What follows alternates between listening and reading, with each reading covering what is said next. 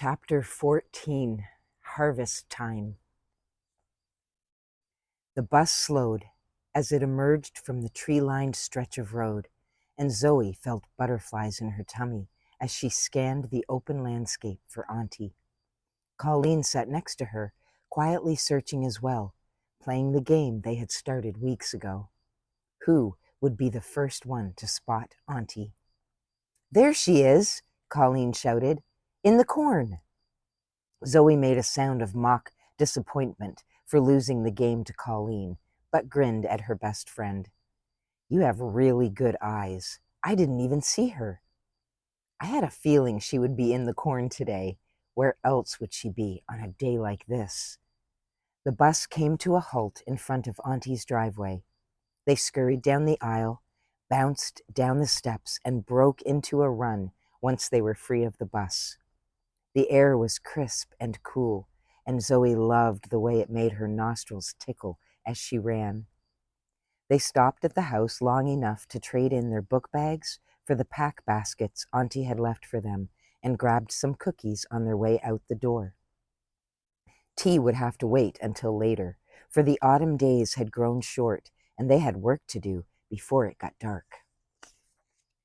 Auntie was coming out of the field with a basket full of corn on her back. When she saw the girls, she dropped it in the grass and waved. Zoe was panting from their run when she reached Auntie. "Here," she said, handing her aunt a cookie. "I'll take your basket." "Thank you. I sure could use a little break." Zoe carried the heavy basket over to the half-filled wagon and turned it upside down. The brightly colored ears of painted mountain corn tumbled out in a riot of burgundy, blue, and yellow. Nature really does prefer variety, she thought to herself. There are no two the same in this entire wagon. She returned the emptied basket to Auntie and said, "They are so beautiful. I never get tired of looking at them." "I know exactly what you mean," said Auntie. They slung their empty baskets onto their backs and caught up to Colleen, who was already deep in the corn. Last week, Auntie taught them how to hand harvest the corn. She showed them how to strip an ear open without first removing it from the plant. If the cob looked good, she would snap it off and toss it over her shoulder into her pack basket. If she saw a worm, or if the ear was too small or unripe, she left it behind for the blue jays and moved on to the next plant. They had to stay focused and methodical about harvesting, so as not to lose their places in the sea of dried corn plants.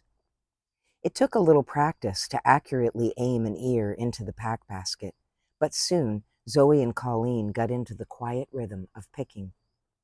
Blue jays dodged in and out, and the girls spoke very little while they concentrated on picking down the rows of golden rattling plants. Corn harvest took many days of work, but it felt like a celebration of the season, and they all agreed they loved it better than any other time of the year. When they had filled the wagon to overflowing, Auntie said, "I think we've picked enough for one day. Let's get this corn to the barn." Colleen grabbed the handle of the wagon while Zoe pushed the heavy load from behind. Auntie followed with their baskets. The big barn was full of things from the harvest. Upside-down bouquets of herbs and ropes of braided onions hung from the rafters. A long table in the center held dozens of open wooden boxes of seeds in various stages of drying. Wire racks for drying the corn were set up along the wall, and the girls headed that way with their load.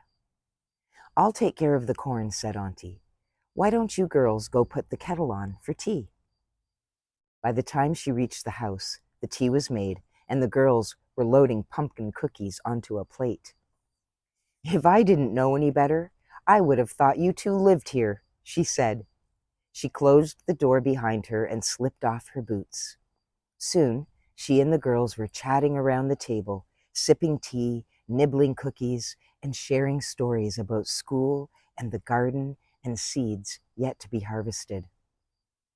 By this late in autumn, the girls had learned to recognize and harvest many kinds of seeds.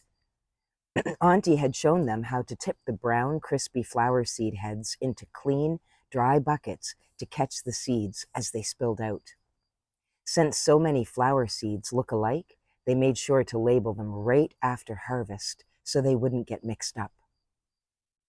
They discovered that not all seeds are harvested the same. Zoe taught Colleen to wrap her hand around the claw shapes of the calendula seed head to check for ripeness. If she felt it collapse, it meant they were ripe. Colleen soon discovered that the black, spiky shape of the cosmos seed head would also collapse when they were ripe. The girls gathered buckets of brown, stiff pods of peas and beans hidden among the dried, twisted vines of the leftover plants. They spread them out on a rack to dry in the barn and looked forward to cracking them open some future rainy day. During harvest season, dry days were for gathering and rainy days were for threshing and cleaning seeds like beans and peas. The girls discovered that some seeds, like carrot, chive, and lettuce, can only be separated from their seed head by rubbing them over a screen. This made a big mess of seeds mixed with unwanted parts of the crushed seed heads called chaff. There was a light breeze one afternoon, and Auntie showed them how to separate the chaff from the seed. The two of them stood in the backyard and watched wide-eyed as Auntie checked the direction of the wind and slowly poured their hard-won crop from one container to another, blowing vegetable matter all over the yard. Their horror turned to delight when they discovered that the heavier seed fell to the bottom of the container and the lighter weight chaff was blown away in the breeze. When the autumn temperature started to drop, the girls helped Auntie bring the squashes that had been drying and curing on the porch into the house for storage. They made several trips up and down the stairs, carrying the heavy squashes to their winter storage space under the bed in the guest room. The girls thought it was hilarious that Auntie treated her squash like special house guests and gave them the spare room. Auntie explained that squashes aren't like root vegetables, who like it cold. Squashes are fruits and keep longer when stored in a warm place. The seeds, tucked deep inside the squashes, would be harvested all winter as Auntie ate her way through the pile of them under the bed. They all agreed that processing tomato and cucumber seed was disgusting. Auntie had sent them out with buckets to go gather the oldest, squishiest, most overripe fruits they could find, since those are the ones that contain the most mature seeds. She showed them how those seeds are covered with a jelly coating that keeps them from sprouting inside the wet fruit. The jelly coats had to be removed to prevent the seeds from molding in storage through a process called fermentation. After squishing the pulp out of the fruits, they were told to leave the bucket in the barn for the week. The following Wednesday, the mush was covered with a thick layer of white mold. They assumed Auntie would tell them to dump the whole mess into the compost, but they were wrong. She poured the mold and the liquid off the top to reveal a pile of golden tomato seeds in the bottom of the bucket. When they rinsed the seeds in a strainer and spread them on a linen towel to dry, they looked like any old tomato seeds you would find in a package from the store. One afternoon, after they finished their snack and had tidied up the kitchen, Auntie said, "I have a surprise for you two." The girls grabbed each other's hands and giggled excitedly. Auntie carried two small wooden boxes to the table and presented one to each of them. Zoe ran her hand over the polished wood. She took a breath and carefully unhooked the little gold latch and raised the hinged lid. Her eyes lifted and her mouth turned up in a smile. Inside was a stack of small brown envelopes, a short pencil, a magnifying glass, and a set of measuring spoons. Seed saver tools.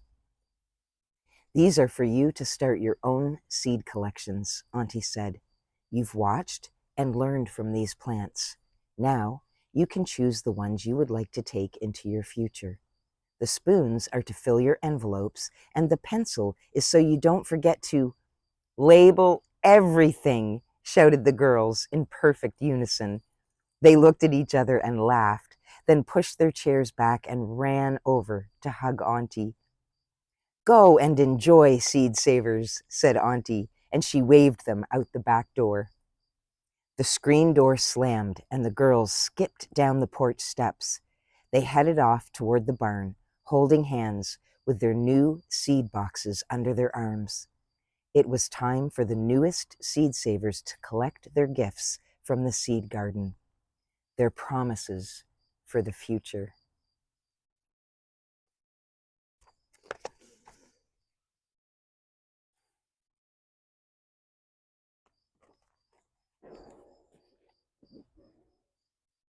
The end.